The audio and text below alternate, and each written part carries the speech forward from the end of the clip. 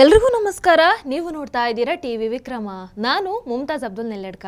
ನೀವಿನ್ನೂ TV ವಿಕ್ರಮವನ್ನು subscribe ಮಾಡದಿದ್ದರೆ ದಯವಿಟ್ಟು ಈ ಕೂಡಲೇ ಟಿವಿ ವಿಕ್ರಮವನ್ನು ಸಬ್ಸ್ಕ್ರೈಬ್ ಮಾಡಿ, ಹಾಗೆ ನಮ್ಮೆಲ್ಲ ವಿಡಿಯೋಸ್ಗಳನ್ನು ಲೈಕ್ ಮಾಡಿ, ಕಮೆಂಟ್ ಮಾಡಿ, ಹಾಗೆ ಶೇರ್ ಮಾಡಿ. ವೀಕ್ಷಕರೇ, ಕರ್ನಾಟಕ ಹಗರಣಗಳ ಗೂಡಾಗ್ತಾ ಇದೆಯಾ? ಹಗರಣಗಳ ರಾಜ್ಯ ಅನ್ನುವಂತಹ ಕುಖ್ಯಾತಿಗಳಿಗೆ ಪಾತ್ರವಾಗ್ತಾ ಇದೆಯಾ?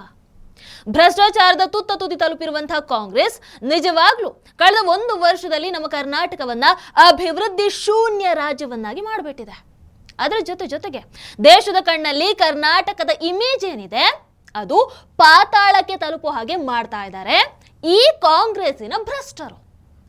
ಅಧಿಕಾರದಲ್ಲಿ ಉಳಿಯೋದಕ್ಕೋಸ್ಕರ, ಅದೇ ರೀತಿ ವಿರೋಧ ಪಕ್ಷದ ಸೊಲ್ಲನ್ನ ಅಡಗಿಸೋದಕ್ಕೋಸ್ಕರ ಅತ್ಯಂತ ನೀಚ ಮಟ್ಟಕ್ಕೆ ಇಳಿದಿರುವಂತಹ ಕಾಂಗ್ರೆಸ್ ತನ್ನ ಹಿತಕ್ಕೋಸ್ಕರ ರಾಜ್ಯದ ಮಾನವನ್ನ ಕಳಿತಾ ಇದ್ದಾರೆ. ಹಗರಣಗಳಲ್ಲಿ ದುರಾಡಳಿತದಲ್ಲಿ ತೊಡಗಿರುವಂತಹ ಕಾಂಗ್ರೆಸ್ ತನ್ನನ್ನ ತಾನು ಪಾರು ಮಾಡ್ಕೊಳ್ಳೋದಕ್ಕೋಸ್ಕರ ವಿರೋಧಿಗಳ ಪರ್ಸನಲ್ ತೇಜೋವಧೆಗೆ ಮುಂದಾಗಿ ನಿಂತಿದೆ. ನಾನಿಲ್ಲಿ ಪ್ರಜ್ವಲ ರೇವಣ್ಣ ಪ್ರಕರಣವನ್ನ ಯಾವ ರೀತಿಯಲ್ಲೂ ಕೂಡ ಸಮರ್ಥಿಸಿಕೊಳ್ತಾ ಇಲ್ಲ. ಆದರೆ ಅವತ್ತು ಕೂಡ ನಾನೊಂದು ಮಾತನ್ನ ಹೇಳಿದ್ದೆ. ಪ್ರಜ್ವಲ್ ರೇವಣ್ಣ ಪ್ರಕರಣದಲ್ಲಿ ವಿಡಿಯೋಗಳನ್ನ ಲೀಕ್ ಮಾಡಿ ನೂರಾರು ಹೆಣ್ಣು ಮಕ್ಕಳ ಜೀವನವನ್ನ ಹಾಳು ಮಾಡಿದಂತಹ ಪಾಪಿಗಳಿಗೆ ಶಿಕ್ಷೆ ಆಗಲೇಬೇಕು ಅಂತ. ಇವತ್ತಿಗೂ ಕೂಡ ನಾನು ಆ ಮಾತಿಗೆ ಬದ್ಧಳಾಗೇ ಇದ್ದೇನೆ. ಕಾಂಗ್ರೆಸ್ ಮಾಡ್ತಾ ಇರುವಂತದ್ದು ಏನು? ಪ್ರಜ್ವಲ್ ರೇವಣ್ಣ, ಸೂರಜ್ ರೇವಣ್ಣ, ರೇವಣ್ಣ, ಭವಾನಿ, ದೇವೇಗೌಡ, ಹೀಗೆ ದೇವೇಗೌಡರ ಕುಟುಂಬದ ವಿರುದ್ಧ ವೈಯಕ್ತಿಕ ದ್ವೇಷ ಕೇಳಿದು ಅವರನ್ನ ನಾಶ ಮಾಡೋದಕ್ಕೆ ಹೊರಡ್ತು. ಆದ್ರೆ ಈ ಪ್ರೊಸೆಸ್ ಅಲ್ಲಿ ಮಾನ ಹೋಗಿದ್ದು ಕೇವಲ ದೇವೇಗೌಡರ ಕುಟುಂಬದ ಅಲ್ಲ, ಮಾನ ಹೋಗಿದ್ದು ನಮ್ಮ ರಾಜ್ಯದ್ದು. ಕರ್ನಾಟಕ ಅಂತ ಹೇಳಿದ್ರೆ ಕಾಮರಾಜ್ಯ ಅನ್ನೋ ತರ ಬಿಂಬಿಸೋದ್ರಲ್ಲಿ ಕಾಂಗ್ರೆಸ್ನ ಪಾತ್ರ ತುಂಬಾ ದೊಡ್ಡದು. ಕಾಂಗ್ರೆಸ್ ಅನ್ನ ರಾಜ್ಯದ ಜನ ನಿಜವಾಗ್ಲೂ ಕ್ಷಮಿಸೋದಿಲ್ಲ.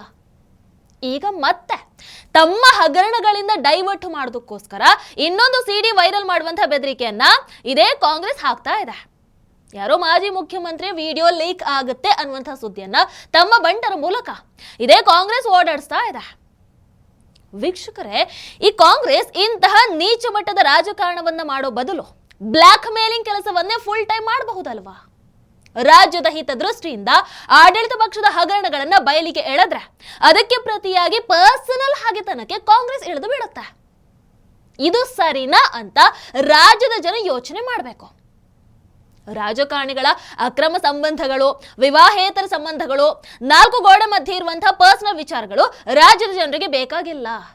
ಅಂಥದ್ದನ್ನ ಬಹಿರಂಗ ಮಾಡಿ ತಮ್ಮ ಹಗರಣಗಳ ವಿರುದ್ಧ ಮಾತನಾಡದೇ ಇರೋ ಹಾಗೆ ಬಾಯಿ ಮುಚ್ಚಿಸುವಂತಹ ಪದ್ಧತಿಯನ್ನು ಶುರು ಮಾಡಿರುವಂಥದ್ದು ನಿಜವಾಗ್ಲೂ ಅತಿ ಕೆಟ್ಟ ಬೆಳವಣಿಗೆ. ವೀಕ್ಷಕರೇ, ರಾಜ್ಯ ಈಗ ಮುಖ್ಯವಾಗಿ ಗಮನಿಸ್ತಾ ಇರುವಂಥದ್ದು ಮೂಡ ಹಗರಣದಲ್ಲಿ ಸಿದ್ದರಾಮಯ್ಯನವರ ಕಥೆ ಏನಾಗುತ್ತೆ, ಈ ಹಗರಣದಲ್ಲಿ ನಮ್ಮ ರಾಜ್ಯಕ್ಕೆ ನ್ಯಾಯ ಸಿಗುತ್ತಾ ಅಂತ. ಆದರೆ ಈ ಹಗರಣಕ್ಕೆ ಅತಿ ದೊಡ್ಡ ಟ್ವಿಸ್ಟ್ ಸಿಕ್ಕಿರುವಂಥದ್ದು ಮಲ್ಲಿಕಾರ್ಜುನ ಖರ್ಗೆ ಮತ್ತು ಪ್ರಿಯಾಂಕ್ ಖರ್ಗೆ ಅವರಿಂದ. ಹೋಮ್ ಮಿನಿಸ್ಟರ್ ಪರಮೇಶ್ವರ್ ಅವರು ಈ ತರ ಸ್ಟಾಪ್ ಗ್ಯಾಪ್ ಅರೇಂಜ್ಮೆಂಟ್ಗೆ ಸಿಎಂ ಆಗೋದಕ್ಕೆ ಅಷ್ಟೊಂದು ಒಲವನ್ನ ತೋರಿಸದೆ ಹೋದಾಗ ಬಹುಶಃ ಖರ್ಗೆ ಅವರು ದಲಿತ ಸಿಎಂ ಪಟ್ಟದಲ್ಲಿ ತಾವೇ ಯಾಕೆ ಕೂರಬಾರ್ದು ಅಂತ ಯೋಚನೆಯನ್ನ ಮಾಡಿದ್ದಾರೆ. ಆದರೆ ಹೀಗೆ ಯೋಚಿಸಿದ್ದೇ ತಪ್ಪಾಗಿ ಹೋಯ್ತಾ? ಇಂಥ ಒಂದು ಪ್ರಯತ್ನ ನಡೀತಾ ಇದೆ. ಆಗಸ್ಟ್ 29ರ ನಂತರ ತಮ್ಮ ಪದಚ್ಯುತಿ ಆಗತ್ತೆ. ಖರ್ಗೆ ಅವರು ಸಿಎಂ ಆಗ್ತಾರೆ ಅಂತ ಸಿದ್ದರಾಮಯ್ಯನವರಿಗೆ ಮುನ್ಸೂಚನೆ ಏನಾದರೂ ಸಿಕ್ಕಿದ್ಯಾ? ಅಥವಾ DK ಶಿವಕುಮಾರ್ ಅವರಿಗೆ ಈ ಹಿಂಟ್ ಸಿಕ್ಕಿದ್ಯಾ? ಅಲ್ಲ, ಗೊತ್ತಿಲ್ಲ. But out of no wear ಅನ್ನೋ ಹಾಗೆ ಖರ್ಗೆ ಅವರ ವಿರುದ್ಧ ಭೂ ಕಬಳಿಕೆ ಆರೋಪ ಬಂದಿದ್ದಾದ್ರೂ ಹೇಗೆ? KIADB ಮೂಲಕ ಫೆಬ್ರವರಿ-ಮಾರ್ಚ್ ತಿಂಗಳಲ್ಲಿ ಸದ್ದಿಲ್ಲದೆ 5 ಎಕರೆ CA ಸೈಟ್ ತಗೊಂಡಿದ್ದಂತಹ ಖರ್ಗೆ ಕುಟುಂಬದ ಟ್ರಸ್ಟ್ ವಿಚಾರ ದಿಢೀರಾಗಿ ಮುನ್ನೆಲೆಗೆ ಬಂದಿದ್ದಾದ್ರೂ ಹೇಗೆ? ಅವರ ವಿರುದ್ಧ ಬೇಕಂತಾನೆ ಮತ್ತೊಬ್ಬ ದಲಿತ ನಾಯಕ ಬಿಜೆಪಿಯ ಛಲವಾದಿ ನಾರಾಯಣ ಸ್ವಾಮಿ ಅವರ ಮೂಲಕ ಕಂಪ್ಲೇಂಟ್ ಅನ್ನು ಕೊಡಿಸುವಂತಹ ಮಾಸ್ಟರ್ ಪ್ಲಾನ್ ಯಾರದ್ದು? ಈ ಐಡಿಯಾ ಬಂದಿದ್ದೇ ಕಾಂಗ್ರೆಸ್ ಕಡೆಯಿಂದಾನಾ? ಹೀಗೆ ಹಲವಾರು ಪ್ರಶ್ನೆಗಳು ಈಗ ಉದ್ಭವ ಆಗಿದೆ. ಖರ್ಗೆ ಅವರ ವಿರುದ್ಧ ಈ ಆರೋಪ ಬರೋದೇ ಆಗಿದ್ರೆ ಬಿಜೆಪಿಗೆ ಇಷ್ಟು ದಿನ ಕಾಯುವಂತ ಅಗತ್ಯನೇ ಇರಲಿಲ್ವಲ್ಲ? ಯಾವತ್ತೋ ದಾಖಲೆಗಳನ್ನ ಕೆದಕಿರ್ತಿತ್ತು. ಸಿಎಂ ಕ್ಯಾಂಡಿಡೇಟ್ ಅನ್ನುವಂತ ಹಿಂಟ್ ಸಿಕ್ಕಾಗ ಈ ಆರೋಪ ಮುನ್ನೆಲೆಗೆ ಬಂದಿದೆ ಅಂತ ಹೇಳಿದ್ರೆ ಇದರಲ್ಲಿ ಕಾಂಗ್ರೆಸ್ ಕೈವಾಡ ಇಲ್ಲ ಅಂತ ಹೇಳ್ತೀರಾ? I don't think so. ಹೌದು ವೀಕ್ಷಕರೇ, ಈಗ ಈ KIADB ಡಿಫೆನ್ಸ್ ಏರೋಸ್ಪೇಸ್ ಪಾರ್ಕ್ ಹಗರಣ ಬಹುಶಃ ಮೂಡಾ ಹಗರಣಕ್ಕಿಂತ ದೊಡ್ಡ ಹಗರಣ ಅನ್ನಿಸ್ಕೊಳ್ಳುವಂತ ಸಾಧ್ಯತೆಗಳು ಹೆಚ್ಚಿದೆ. ಮೂಡಾದಲ್ಲಿ ಸಿದ್ದರಾಮಯ್ಯನವರಿಗೆ ತಗಲಾಕೊಂಡಿರುವಂಥದ್ದು 14 ಸೈಟಿನ ಹಗರಣ, ಅಂದ್ರೆ ಸುಮಾರು 67 ಕೋಟಿ ರೂಪಾಯಿಯ ಹಗರಣ ಅದು. ಆದ್ರೆ ಇಲ್ಲಿ ಖರ್ಗೆ ಅವರ ಸುತ್ತಕೊಂಡಿರುವಂಥದ್ದು 5 ಎಕರೆ ಜಮೀನಿನ ಹಗರಣ. ಅಂದ್ರೆ ಕಡಿಮೆ ಅಂದ್ರು 100 ಕೋಟಿ, ಎಕರೆಗೆ 20 ಕೋಟಿ ಅಂತ ಇಟ್ಕೊಂಡ್ರು ಕೂಡ 100 ಕೋಟಿ ಆಯ್ತಲ್ಲ. ವೀಕ್ಷಕರೇ, ಈ ಹಗರಣದಿಂದ ಮಲ್ಲಿಕಾರ್ಜುನ ಖರ್ಗೆ ಅವರು ಸಿಎಂ ಆಗುವಂತಹ ಕನಸು ಬಿಡೋದಷ್ಟೇ ಅಲ್ಲ, AICC ಪಟ್ಟ ಕೂಡ ಬಿಟ್ಟು ಬರಬೇಕಾಗಬಹುದು. ಇಲ್ಲಿ ರಾಜ್ಯದಲ್ಲಿ ಪ್ರಿಯಾಂಕ ಖರ್ಗೆ ಅವರು ಕೂಡ ಸಚಿವ ಸ್ಥಾನಕ್ಕೆ ರಾಜೀನಾಮೆಯನ್ನು ಕೊಡುವಂತಹ ಪರಿಸ್ಥಿತಿ ನಿರ್ಮಾಣ ಆದ್ರೂ ಆಗಬಹುದು. ವಾಲ್ಮೀಕಿ ಹಗರಣದಲ್ಲಿ ನಾಗೇಂದ್ರ ಅವರು ರಾಜೀನಾಮೆಯನ್ನು ತಗೊಂಡ ಹಾಗೆ ಈ ಹಗರಣದಲ್ಲಿ ಮರಿ ಖರ್ಗೆ ಅವರ ರಾಜೀನಾಮೆಯನ್ನು ತಗೊಂಡ್ರೂ ಆಶ್ಚರ್ಯ ಇಲ್ಲ. ಒಂದು ಕುಟುಂಬ ಅಂಡ್ ತಮ್ಮ ಕುಟುಂಬದ 5 ಮಂದಿ ಇರುವಂತಹ ಟ್ರಸ್ಟ್, ಹೆಸರು ಸಿದ್ಧಾರ್ಥ ವಿಹಾರ್ ಟ್ರಸ್ಟ್. ಇದು ಫೆಬ್ರವರಿ 5ನೇ ತಾರೀಕು ಸರಕಾರಕ್ಕೆ ಅರ್ಜಿಯನ್ನ ಹಾಕಿ 5 ಎಕರೆ ಜಮೀನನ್ನ ಕೇಳುತ್ತೆ. ಕೇವಲ ಒಂದೇ ಒಂದು ತಿಂಗಳಲ್ಲಿ KIADB ಬಹಳ ಕಮ್ಮಿ ಬೆಲೆಗೆ ಜಮೀನನ್ನ ಸ್ಯಾಂಕ್ಷನ್ ಕೂಡ ಮಾಡಿ ಬಿಡುತ್ತೆ. ನೀವು ಇಂಡಸ್ಟ್ರಿಯಲ್ ಪ್ಲಾಟ್ ತಗೊಳ್ಬೇಕಾದ್ರೆ ಯಾರು ಬೇಕಾದ್ರೂ ತಗೊಳ್ಬಹುದು, ಅದರಲ್ಲಿ ಇನ್ಫ್ಲೂಯೆನ್ಸ್ ಅನ್ನು ಪ್ರಶ್ನೆ ಬರುವುದಿಲ್ಲ. ಖರ್ಗೆ ಅವರ ಕುಟುಂಬದ ಒಂದು ಟ್ರಸ್ಟ್ಗೆ 5 ಎಕರೆ ತಗೊಂಡಿವೆ. ಏರೋಸ್ಪೇಸ್ ಅಲ್ಲಿ ಫೆದರ್ ಏರೋಸ್ಪೇಸ್ ಟೆಕ್ನಾಲಜಿ 5 ಗುಂಟೆ ಜಾಗ ಕೊಟ್ಟಿದ್ದಾರೆ. ಪ್ರಿಸಿಷನ್ ಮೆಷಿನ್ಡ್ ಏರೋಸ್ಪೇಸ್ ಕಾಂಪೋನೆಂಟ್ಸ್ ಮಾಡ್ತಾರೋ ಬರೀ 5 ಗುಂಟೆ ಅಂದ್ರೆ ಇಷ್ಟೇ ಆಗುತ್ತೆ. ಆದ್ರೆ ಇನ್ಫ್ಲೂಯೆನ್ಸ್ ಇರುವಂತ ಒಂದು ಸಂಸ್ಥೆಗೆ ಯಾವ ವ್ಯಕ್ತಿ ಇದೇ ಸರ್ಕಾರದಲ್ಲಿ ಮಂತ್ರಿ ಆಗಿದಾರೋ ಅವರಿಗೆ ಕೊಟ್ಟಿರ್ತಕ್ಕಂತ ಇದು ಸೈಟು 5 ಎಕರೆ. ನೀವು ಈ ರೀತಿನೇ ಕಾಲ್ ಎಕರೆ ಕೊಡೋದಾದ್ರೆ ಅವರಲ್ಲೂ ನೀವು ಎಷ್ಟು ಕೊಡಬಹುದಾಗಿತ್ತು? 5-4-20 ಜನರಿಗೆ ಕೊಡಬಹುದಾಗಿತ್ತಲ್ಲ. ಒಂದು, ನೀವು ಅಂತ ಟ್ರಸ್ಟ್ ಅಲ್ಲಿ ಇದ್ರೆ ವೈಲೇಷನ್ ಆಗುತ್ತಾ ಇಲ್ವಾ? ಈ ಕಾರಣದಿಂದ ಅವ್ರ ರಾಜೀನಾಮೆ ನಾವು ಕೇಳಬೇಕಾ ಬೇಡವೋ? ಗವರ್ನರ್ಗೆ ನಾನು ಕೊಟ್ಟಿದ್ದೇನೆ. ಇವತ್ತು ಇಲ್ಲಿ ನಡೆದಿರತಕ್ಕಂತ ಈ notification it self is wrong. Governor ಅವರನ್ನ ಅಪ್ರೋಚ್ ಮಾಡಿದ್ದೀವಿ, ನಾವು ಕೇಳಿದ್ದೇವೆ. ಇಷ್ಟು ಫಾಸ್ಟ್ ಆಗಿ ಕೆಲಸವನ್ನ ಮಾಡಿಕೊಟ್ಟಿದ್ ಯಾರು ಗೊತ್ತಾ? Minister MB Patil. AICC ಅಧ್ಯಕ್ಷರಿಗೆ ನೈಸ್ ಮಾಡೋದಕ್ಕೆ ಈ ಫೇವರ್ ಅನ್ನ ಮಾಡಿದ್ರ? ತಾವು ಸಿಎಂ ಕುರ್ಚಿಗೆ ಹತ್ತಿರ ಆಗೋದಕ್ಕೆ ಅಂತ ಖರ್ಗೆ ಅವರಿಗೆ ಈ ಉಪಕಾರವನ್ನ ಮಾಡಿದ್ರ? ಗೊತ್ತಿಲ್ಲ. ಆದರೆ ಸಾರ್ವಜನಿಕ ಸೌಲಭ್ಯಕ್ಕೋಸ್ಕರ ಮೀಸಲಿರುವಂತಹ ಜಾಗವನ್ನ ಖರ್ಗೆ ಫ್ಯಾಮಿಲಿ ತಮ್ಮ ಟ್ರಸ್ಟ್ ಮೂಲಕ ಇಲ್ಲಿ ಕಮ್ಮಿ ಬೆಲೆಗೆ ತಗೊಂಡಿರೋದ್ರ ಹಿಂದೆ ಸದುದ್ದೇಶ ಇರೋ ಹಾಗೆ ಕಾಣಿಸ್ತಾ ಇಲ್ಲ. ತಮ್ಮ ಲಾಭಕ್ಕೋಸ್ಕರ, ಫೈನಾನ್ಷಿಯಲ್ ಗೇನಿಗೋಸ್ಕರ ಇದನ್ನ ಕೊಂಡ್ಕೊಂಡಿದ್ದಾರೆ. ಹೀಗಿರುವಾಗ ಇದು ಹಗರಣನೇ ಅಲ್ವಾ? ಅದರಲ್ಲೂ ಭಾರಿ ಬೆಲೆ ಬಾಳುವಂತಹ ಬೇಡಿಕೆ ಇರುವಂತಹ ಜಾಗದಲ್ಲಿ ಅತ್ಯಂತ ಕಮ್ಮಿ ಬೆಲೆಗೆ 5 ಎಕರೆ ಅಂಡ್ ಇಷ್ಟು ಫಾಸ್ಟ್ ಆಗಿ ಹೇಗೆ ಸಿಗೋದಕ್ಕೆ ಸಾಧ್ಯ? ಇದು ಈಗ RTI ಮೂಲಕ ಹೊರಗೆ ಬಂದಿದ್ದಾಗಿದೆ.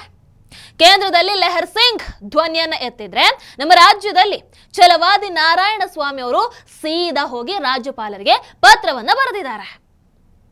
ಇಲ್ಲಿ ವಿಶೇಷ ಏನು ಅಂತ ಹೇಳಿದ್ರೆ ಛಲವಾದಿ ನಾರಾಯಣ ಸ್ವಾಮಿ ಅವರ ಹಿಸ್ಟರಿ. ಒಂದು ಕಾಲದಲ್ಲಿ ಇದೇ ಖರ್ಗೆ ಸಾಹೇಬ್ರು ಛಲವಾದಿ ನಾರಾಯಣ ಸ್ವಾಮಿ ಅವರಿಗೆ ರಾಜಕೀಯ ಗುರು ತರ ಇದ್ದಂಥವ್ರು.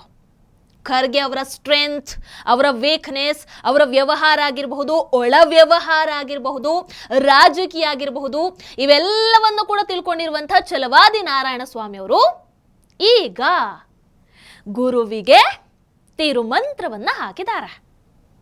ಇಲ್ಲಿ ಇನ್ನೂ ವಿಶೇಷ ಏನು ಅಂತ ಹೇಳಿದ್ರೆ ಛಲವಾದಿ ನಾರಾಯಣ ಸ್ವಾಮಿ ಅವರು ಕೂಡ ಒಬ್ಬ ದಲಿತ ನಾಯಕ. ಸೊ ಇದು ಒಂಥರ ಚೆಕ್ ಮೇಟ್ ಇದ್ದ ಹಾಗೆ. ಖರ್ಗೆ ಈಗ ತಾವು ದಲಿತರು, ಅದಕ್ಕೆ ತಮ್ಮ ಮೇಲೆ ಮೇಲ್ಜಾತಿಯವರು ಶೋಷಣೆಯನ್ನು ನಡೆಸ್ತಾ ಇದ್ದಾರೆ ಅಂತ ಆರೋಪಿಸೋ ಹಾಗೂ ಇಲ್ಲ. ಯಾಕಂತ ಹೇಳಿದ್ರೆ ಕಂಪ್ಲೇಂಟ್ ಕೊಟ್ಟಿರುವಂಥದ್ದು ಕೂಡ ಒಬ್ಬ ದಲಿತ ನಾಯಕನೇ. ಅದಕ್ಕೆ ಈಗ ಪ್ರಿಯಾಂಕ್ ಖರ್ಗೆ ತಾವು ಬಹಳ ನ್ಯಾಯಬದ್ಧವಾಗಿ ತಗೊಂಡಿದ್ದೀವಿ. ಬಿಜೆಪಿಯವರು ಪ್ರೇರಣಾ ಟ್ರಸ್ಟ್ ಆಗಿರಬಹುದು, ರಾಷ್ಟ್ರೋತ್ಥಾನ ಟ್ರಸ್ಟ್ ಆಗಿರಬಹುದು, ಇವರಿಗೂ ಕೂಡ ಇದೇ ರೀತಿ ಲ್ಯಾಂಡ್ ಸ್ಯಾಂಕ್ಷನ್ ಮಾಡಿತ್ತು ಅಂತ ಕಥೆಯನ್ನ ಕಟ್ಟುತ್ತಾ ಇದ್ದಾರೆ. ಅವರು ನ್ಯಾಯಯುತವಾಗಿ ತಗೊಂಡಿಲ್ಲ ಅಂತ ಹೇಳಿದ್ರೆ ಪ್ರೇರಣಾ ಮತ್ತು ರಾಷ್ಟ್ರೋತ್ಥಾನ ಅವರ ವಿರುದ್ಧ ಮರಿ ಖರ್ಗೆ ಅವರು ಕೇಸನ್ನ ಹಾಕ್ಲಿ ಅಲ್ವಾ? ನಮ್ಮೆಲ್ಲರಿಗೂ ಗೊತ್ತು, ರಾಷ್ಟ್ರೋತ್ಥಾನ ಸಂಸ್ಥೆ ಸಮಾಜಮುಖಿಯಾಗಿ ಕೆಲಸವನ್ನ ಮಾಡ್ತಾ ಇರುವಂಥದ್ದು.